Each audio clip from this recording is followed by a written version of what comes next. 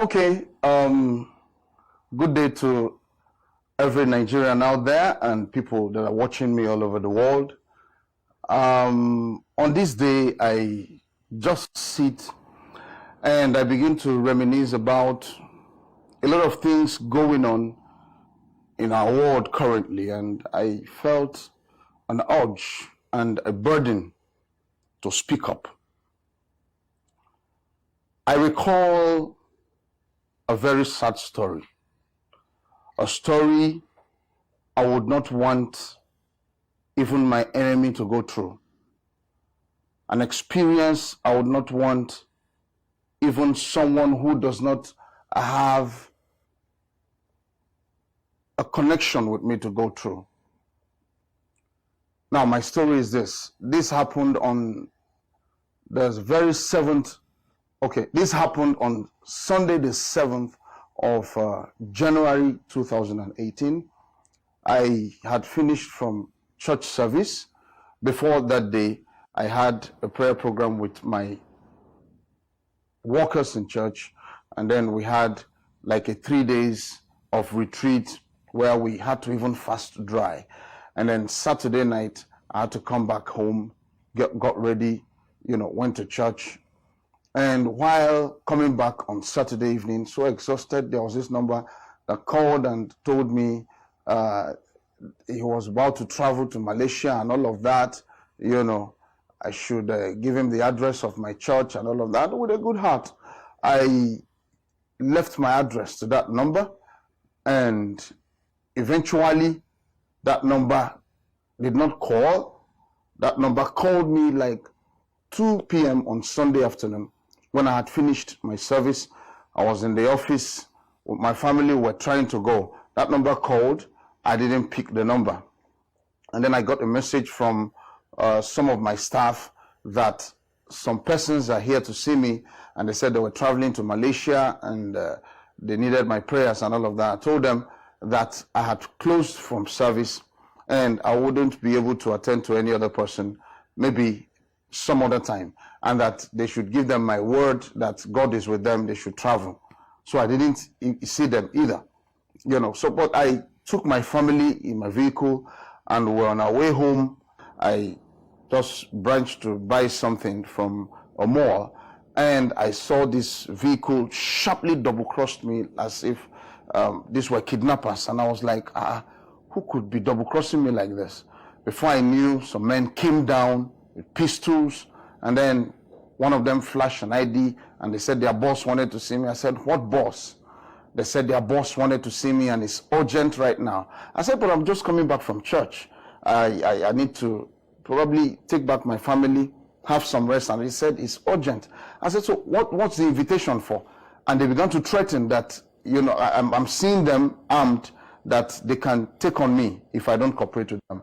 So I took my family home. They drove behind me, got to my house, left my family, joined them in their car. My wife insisted and said, I don't know where you're going to. I need to follow you. I tried to dissuade her not to follow me, but she insisted. And then that was how she joined in the vehicle, and they drove me to of the notorious places in this city, one of the notorious police places in this city. And I don't want to mention that place now for a reason. And so they took me there. Before I knew, they told my wife to wait somewhere outside, and while she was waiting, they took me into an office, and the next thing I saw was beating. These guys dazed the hell out of me. They slapped, maimed, they dehumanized me. And probably when they felt that I was not feeling any body pain, one of them began to hit me on the ribs, and I felt I had died. They pulled me up and but you are involved. I said, involved in what? I don't know what you're talking about. Is there any petition against me? What is it? They said, one Aminu Ibrahim. Aminu Ibrahim told us that you are part of him and that he works for us. Want to work what you are talking about. And then they began to hit me In fact, it was terrible. I don't remember this because when I remember it, I feel like shedding tears. You know, but it's some years now. But then I am forced to do this video. I didn't do this video when so many others came out crying came out crying about the things they went through, the brutality, the humanizing treatment, the kind of trauma they were meant to go through. And then they began to ask me, do you know this so name called Aminu Ibrahim? And I said, yes, I know one Aminu Ibrahim. But it's a long time ago. And they said, that's the paper. Put it there that you know him. I said, put what that I know him? What is the problem? And they began to beat me again. While they beat me, they told me to write down what they were telling me that they got from Aminu. And I said, how on earth can I do that? While I was saying this, some of them were already with my phone, going through some contacts. And when they get through a contact, they will call the number.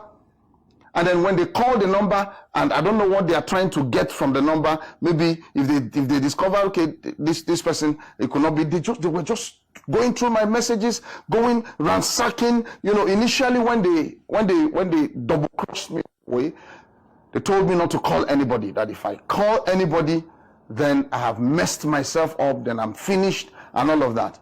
I wanted to call somebody, but I wanted to just hear from them and know why they were looking for me. Maybe they need an information from me and all of that. But it now turned out that it was absolutely, what I'm not expecting. And they were telling me things like, they said, this guy said he works for you. He has come to do some spiritual work in your church, and then we want you to put it on the statement. I said, how can I write something that somebody told you about me? The slaps I had received, the hits I had received, I can't remember how many times pistols were cocked. Eventually, they now took me to a particular place in this particular police facility, and then told me that this is where they shoot and waste people, and that they were going to waste me and my own will be over. While I was saying this, while I was going through this kind of trauma and torture, one of them had already, tried to manipulate my wife to take her to the back of the cell, probably to rape her, and then she was refusing. She said, you can't be dragging me. You want me to go and see the cell? Is it by force? What am I going to see in the cell and all of that? I didn't know what was happening, but this was the account she gave me later that transpired outside. And then they told me they were going to shoot me and all of that and all of that. The threat was so much, they baited me with fear. My masculinity and humanity left me. They told me a lot of things, if I don't comply with them, they were going to come demolish my church and all of that. And then at that point, I began to write. I wrote, and after writing, the man said, okay, he wanted to document what I have written in a video. I said, why? What's the video for? You have told me to write what you wanted me to write. I have written. He said, say the same things that you had written here. And he put the camera on my face. And when I want to say the things, when I wanted to say what happened or what actually transpired, about the young man they were talking about, that I had no business with him. I didn't even know anything detailed about him. The kind of beating I was given, and then that video will be deleted, another one will be kicked off. They recorded at least 4 times. They deleted the first, they deleted the second, they deleted the third, and the 4th time, while I was made such confessional statements that were all fallacy. I saw somebody with gun, with a pistol, standing by my side. Very soon, they are going to release the video. When they release the video, watch how I was looking. I was trying to refine what they had told me to say. Oh my God. Oh my God. Oh my God. I regret that day. I regret that day. A day in my life I'll never forget. I was treated as if I was not a human being. My life left me. My masculinity left me. My humanity left me. I lost my mind. And they put the camera before me, I made confessional statements that were not true. Now, in the end, they asked me, how much am I going to pay to be free? I said, what payment? You had already gotten what you wanted from... They said, if you don't do anything with this confessional statement, we're going to destroy you. We're going to come demolish that place. You are doing rituals and you call church and all of that and all of that. And I just wonder, this young man called Aminu was somebody I met just by the filling station when I was coming back from the east. I traveled to the east and I drove back on the highway that year. And then on my way back, I went to the filling station to buy fuel, only to discover that my tire had already gone flat. So I pulled over. While I was wondering what to do, this same young man had already finished buying fuel and was about to leave the filling station, and then met me and asked, Oga, what is the problem? I said, I have a flat tire. My jack is not connecting because each time I try to raise the car, the jack slumps. So he said he had a jack in his car. He used a Toyota Camry 1999 model, brought out jack from there, helped me fix the vehicle because I was the only one en route in that journey. And then we had my spare tire fixed and all of that. I thanked him because I didn't know that, some persons could still be this kind of angels in the midst of a lot of people where people were minding their businesses. The pump attendants were not even looking at my direction. And this somebody who had just bought fuel, pulled over to give me such assistance. And then sometime when he was in Abuja, he called me and I told him, okay, I am a pastor. This is where my church is. You can come, let's worship. He said, I'm a Muslim. I said, why not? You can just come. The essence was I wanted to bless him with something. Because that day I was coming back from that journey, I didn't have what to at least say thank you with. So I felt indebted to give something. I said, just come and see me. And then he came. He sat in the congregation, was part of the service, and that's all. This was absolutely all. And then here I am answering questions over this guy I barely know anything about. We didn't have any connection other than what I just said. And then issues coming, asking me to put down statements in accordance to what he had already told the police and all of that. So they left me that night. They said, don't call anybody. We already have a video of your recorded confessional statement.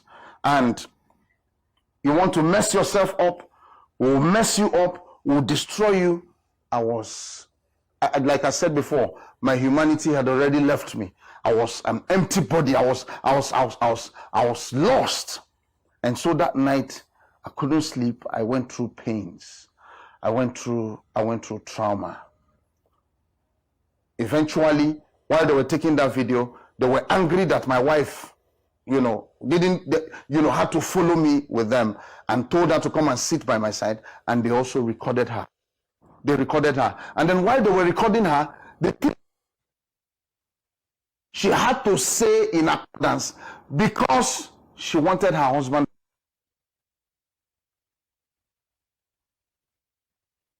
to any senior officer, and know about this and know how to, where this is coming from and all of that. I said, please, let me see to the end of this entire scenario. By the next appointment, I went there in the morning and they took me to my church. They went for a search in my church. After searching, turned everywhere upside down, and were saying that there was something buried somewhere, that they are aware, that they've been told that there was something buried somewhere. I said nothing was buried here. As I was saying nothing was buried here, one of them pulled out a handcuff, was about to handcuff me. I said, please, why are you doing this? They began to intimidate me afresh, and they said that was going to be the end, that they were going to finish me. They were about to drag me out. I said, please, what is the problem? They said, show us where something was buried. I said, I can't, I don't know where to, I don't know what to show you. Nothing was buried here. And they said, you had already confessed that something was buried in the front of your church. So show us where it was buried. I took them outside. I said, the thing was buried here. Just to make sure I don't get embarrassed in the front of some persons that were around. Because they were already asking, who are these people with their pastor and all of that? And one of them went to bring cutlass. He began to dig there. Nothing was seen. They checked everywhere, checked my toilet, did everything. Nothing was discovered. They placed my items, my anointing oil, Bible, some stuffs you can find in the office on the table, and began to snap me, snapped the church, snapped my billboard that is by the church, and all of that. Began to take photos.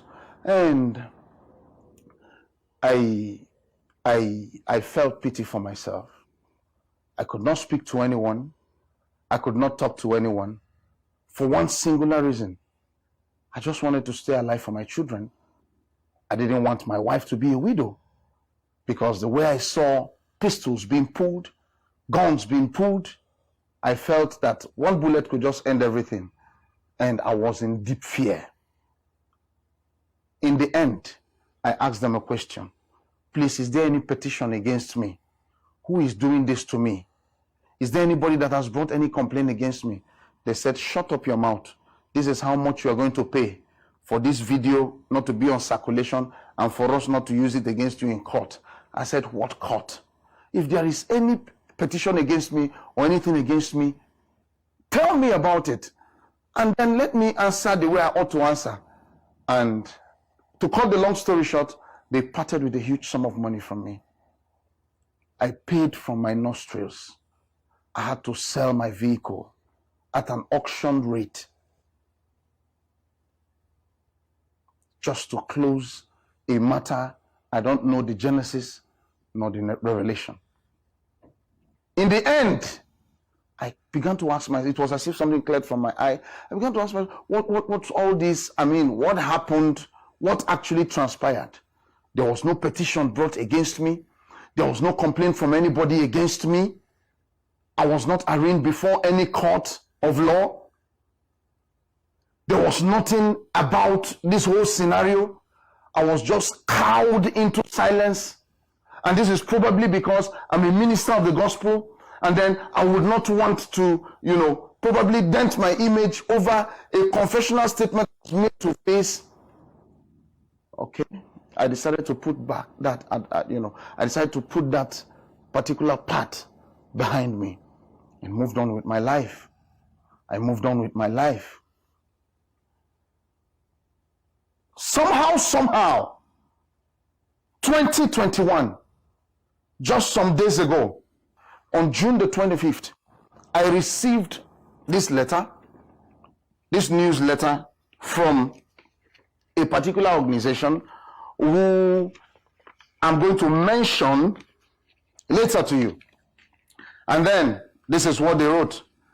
They said, sacrilege as Prophetess and Apostle Rose Kelvin Nwafor of Shekinah Glory Ministries caught, exposed in the web of diabolic ritual act.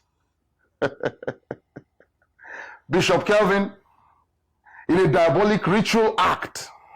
Wow. And then this my particular picture was picked from Facebook. This one is the picture of the Aminu Ibrahim they are talking about. This is my wife's picture from Facebook.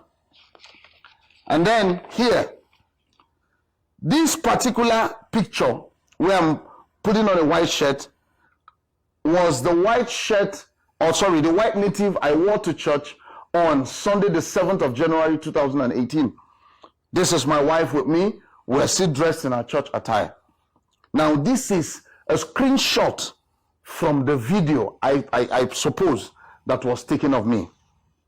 And then this is the church signboard. As at then, this was my office. Then, with the display of my anointing oil, honey, and stuffs on the table. Now, this is another of it. If you look at this place, you see a dagger. Usually, when your church is located in a place that is unsafe, you try to save yourself. So I have a dagger in my office. It was also placed on the table with plates that I used to most times get food to eat. Displayed on the table, and snapshots of me were taken. This one is the program Mommy Rose had just concluded in Owerri Zukala. So they took this picture, took this one, copied this one from Facebook, copied this one from Facebook, and then this is a picture of me in my house in Abuja. In continuation, this is also me. This is that Monday. These pictures were taken on that Monday. This one's that Monday, that same Monday that they took me to the church. Maybe I'll just peruse through this letter a little, so that you can, when you see the video, you understand what they're talking about. And then when this publication is finally out. This is not the crux of the matter, but I'm going somewhere. I'd like you to just follow up. It said, sacrilege as prophetess and apostle Rose Kelvin Nwafor of Shekinah Glory Ministries caught exposed in the web of diabolic ritual act. False prophet bear false fruit of hypocrisy. They mask their true identity and devour horns and tear down without mercy. And they quoted scriptures. It said the current wave of the ecclesiastical deceit and false, fake, ritualistic, and occultic prophet, cum apostle, is beginning to assume another dimension, given by the increase of reported cases of missing children and teenagers, including several gruesome murders of women and miracle seekers. This scenario is about close to what Prophetess and Apostle Kelvin Rose Nwafor got involved in. Hence, we reliably gathered that sometimes in January 2018, not sometimes, I've given you the precise date, 7th January 2018, he said, the acclaimed woman and man of God contracted Aminu Ibrahim, a ritual spiritualist Malam, who hails from Ayemba in Kogi State, to, amongst other things, kill and bring the head of a living creature suspected to be a human head and bury at the altar of their church, former premises located in Katampe, in Pape. He said these contracts were skillfully, diabolically executed by the Malam, having been paid his bills, coupled with his vast experience in the act of ritual sacrifice for a very long time. However, shortly after the ritual ran out of luck for both parties, as Malam Aminu Ibrahim was caught and arrested in another act by the law enforcement agency, that's police. In the course of interrogation, he confessed. Now hear this. He confessed to the crime and in the process revealed the list of names of his clients, which includes among them the duos of Shekinah Glory Ministry, Prophet and Prophetess Rose Kelvin Nwafor. The ugly and shameful development led to the police to further investigate the matter. Towards what investigation? The investigation they are talking about is the raiding. That is investigation. The investigation they are talking about is the pointing of pistol on my head and telling me to accept and repeat in the same terms what they are telling me that they had received from Aminu. Now, he said to investigate, unraveling more facts, which informed why Malam Ibrahim Aminu revealed them to the church premises and pointed at where the ritual sacrifice was buried, right beneath the altar, when the pastor and his wife were confronted, right beneath the altar. Well, I want to believe that Aminu is not dead, even though I don't have his number again. I don't know how to see him. I wish I could see him, I wish I could see him and sit with him while doing this video. But I believe that he's still alive somewhere. So for him to have said he took them there and revealed the place to the altar, well, fine. The church is still there, even though I've not been there for the past two years thereabout, because I'm pastoring the church in the city, and then that one is pastored, by my resident pastors. The services continues there. It is still there in existence. And then when the pastor and his wife were confronted with the life evidence, they admitted and confessed to the crime. Me admitted. Well, I had admitted under tremendous duress. I had admitted under undue torture. I had admitted under the threat to my life. I probably may not have been alive talking this or sharing this story if I didn't admit. Who knows? And this is why I'm taking the bold step to come to the internet and then share this by myself. Because, of course, if I was guilty, I should have been further negotiating. But let's get to the point where I'm going to. He said, you know, they admitted and confessed to the crime and deceit, further revelation of how they contracted same Aminu to help them heal their father of stroke. Yes, my father had an issue with his health, but I don't know how it's coming here. While the police were, you know, trying to destroy me, I told them I had a sick father who is also depending on me. He's sick. And then they carried the matter into this place. He said, given by the insincerity of their acclaimed calling. He said, this shameful act further affirms the popular expression that wonder shall never end, especially for the fact that these religious armed robbers who steal and deceive people in the name of the Lord or God have mortgaged their conscience and sold their soul for money. He said, the revelation, exposure, and the recondite act has raised a lot of suspicion and accusation about the current sudden wealth status of Prophetess and Apostle Rose Kelvin Nwafor. So you wanted me to remain poor. You wanted me to keep begging. You want me to remain at that stage where I will become a mockery to my generation that I'm serving God. Oh, but thank God God has failed you. Thank God he has cropped your palm on the quota. Thank God you are now referring to me as sudden wealth. It's good. Yes, so yes.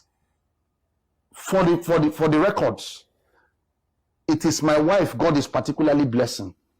And she's the one that they are trying to attack, because you know, if you should go, you come to Shekinah. When you come to Shekinah Glory Ministry and come to the arm of Shekinah, which is unveiling the veil, where my wife actually runs her ministry, you will know what you're looking for.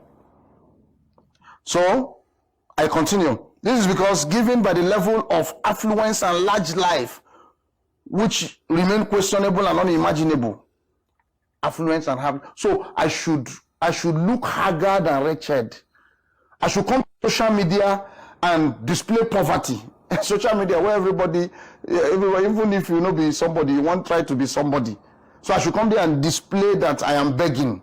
Nah, I'm not long. I won't be what you want me to be. He said affluence and large life which remain questionable. Questionable to you because what you don't know is a mystery. Yes. When people understand and know the cow that is giving you milk, they will kill it. That is what they are trying to do. You are talking about affluence. When God raised Prophetess Rose and she has become a mother to so many, I thought you would include the fact that she has fed communities, both in and outside Nigeria. She feeds community, Abuja communities. She has fed communities in Anambra State, in Abia State. She has fed communities in the riverine areas of River State. Oh my God. She's establishing widows, giving them financial support, sharing bags of rice here and there. I thought you mentioned it. You are mentioning my affluence. And then the police officer, the notorious police inspector that released this information, I am ready, as soon as they release the video, I am ready to release his full names, his telephone number, and at least a picture of him. He's from Oyo State. I know. We will dig into his matter. We will look at him very well, because this is a blackmail syndicate. Now, have you not asked yourself a question? Why are pastors dying most recently in quick succession? Pastors will just finish ministration, go into their bedrooms and die. Some of them died probably in the hospital, and then you just say a pastor died, slept, didn't wake up, and some people are saying this is stress. Our pastors are stressed. Excuse me. Pastor Ayo Rishejiafo has been preaching for close to 40 years and above, and yet he's still preaching till tomorrow with you know, as a mobile scripture, full of scripture, still preaching with tenacity, traveling all over the world. Reverend Dr. Umupai still preaching, and young preachers are dying, and then somebody saying stress is killing them. No, we must save our pastors from blackmail. We must save our pastors from these charlatans who are into blackmails, holding pastors by the jugular to suffocate and kill them. A pastor will die. Okay, now, just last week, Saturday, I think this was on the 26th or thereabout. A pastor finished ministration, went to his house and died. Pastors finish ministration, go to their houses and died. Now, what about, I don't want to mention his name for probably security purposes. The big wig in Lagos that was talking to his partners and suddenly entered into his office and died. And then suddenly after he had died, a lady who is purported to maybe be from South Africa released a voice note of him talking with her. Oh. Who knows whether it was this blackmail that has killed this man? A lot of people are coming out with satanic revelations. They arranged miracles for him. He did this one to them. He did this one to them. Even an actor came out to condemn this God's servant, that he will never forgive this God's servant. I wonder how many kind of blackmail, the number of blackmails this man of God had to go through. Let me tell you something. You may feel that, people may not die because of this particular aspect. But I tell you something. The same amplification that a shift on an equalizer on a sound system gives to the sound, that is the same way the equalizer in the system of a man, the moment it is amplified, it heightens blood pressure and anything can happen. Pastors are dying. They are dying from blackmailers. Who is a blackmailer? A blackmailer is the same thing as a kidnapper. When a blackmailer holds the blackmailed by the jugular, the blackmail begins to negotiate. They said I should pay 50 million. That is why I'm doing this video. I don't care how you feel. Whether when the video is released, I don't want to know. This thing is not it. My message is, we are killing our pastors. We are allowing our pastors die. Pastors are dying. Pastors are dying. Pastors are paying money every day. Pastors are giving money for one thing or the other. Mr. Pastor, Mr. Apostle, Mr. Reverend Father, Mr. Bishop. Stop. Don't be cowed into blackmail anymore. Stop making people feel that you are God. Stop making them feel that you are one special saint or the other. Stop making your congregation feel, okay, you are a saint. No, excuse me. At the end of the day, you are a man. At the end of the day, you are human. And somebody is cowing you into silence. I'm sure they did this because they were able to cow me some years ago. Took my dignity from me, but not now again. They took my dignity from me, and they thought with this they could get 50 million. They're asking me for 50 million. I'm even happy they're asking for 50 million. That's to show how they rate me. I wish I had 10 million.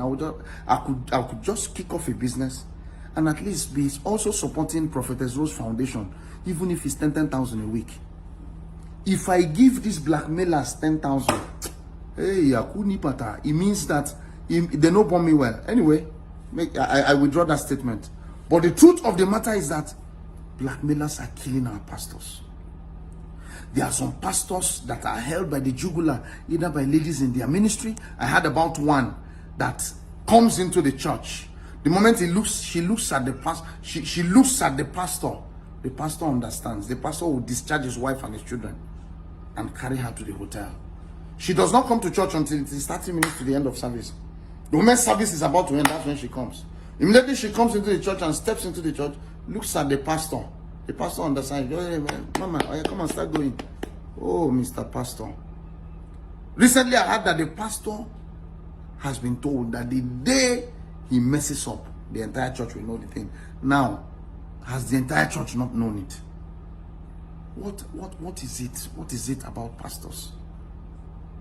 You keep holding. He's a man of God. Now, Prophetess Rose is busy feeding millions of people, doling out bags of rice. She does not have money. She is using the little God has given her to help the poor. And you are happy, you are unhappy with it. You want to close the source. You are a thief. Only Neo. I've promised you people, I'm waiting for the video to come out. The police officer is an inspector. Some of his mates have become ASP. He's an inspector. He's still an inspector. He's from Oyo State. I know his name. I know his phone number. He's the one that supplies nefarious videos and terrible concocted evidences to some of these, acclaimed media people, and they use it to hold people on the jugular, and then they begin to vomit money. I may not pity politicians on this one. Maybe they are, but I know that they have dealt with a lot of people. But I'm speaking out because pastors should stop dying. Me, I am speaking out because if I eventually had a high blood pressure because of this, I might probably not be alive to say this. But truth be told, let us stop these kidnappers in suits. There is nothing different between a blackmailer and a kidnapper. They are absolutely the same thing. They are holding people by the jugular. They are negotiating. They are asking me for 50 million. Chai, I'll give you evidences. Every interaction they had with my representation was recorded. There are evidences coming. This is just the beginning. Let them release the video. I'm waiting for the video. As the video is coming out, let's release more things. The content of the video is immaterial to me. For now, I came to save the life of pastors. Pastors, stop paying blackmailers. Let them go ahead and reveal what it is about you. It's social media. Any of your members that will stay should stay. The one that wants to go should go. That means you are not meant to be with them ab initio. Let's say, for instance, even that I did what they forced me to say that I did, and I have made up with my God. Of course, who is man to judge me? For God's sake, who is man to judge me? But in my innocence, I am cowed. Oh no. Blackmailers. I am ready to set up my own NGO and organization against blackmailers. We will pursue this matter to the end. My name is Bishop Kelvin Nwafor, the presiding Bishop Shekinah Glory Ministry. Shalom.